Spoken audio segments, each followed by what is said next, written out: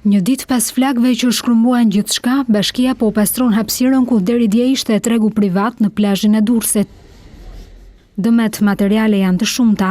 Zjarri së dielës ju shkrumboi mallin mbi 30 hektarëve të vegjël.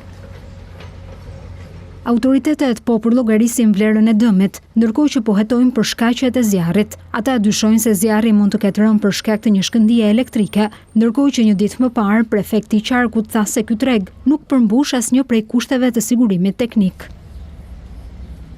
Dyqanet e improvizuara brenda tregut me strukturë druri dhe çatike tramaje dhe raj fort që përfshiu Durrësin pas ditën e të dielës ndihmuan në përhapjen e shpejtë të flakëve.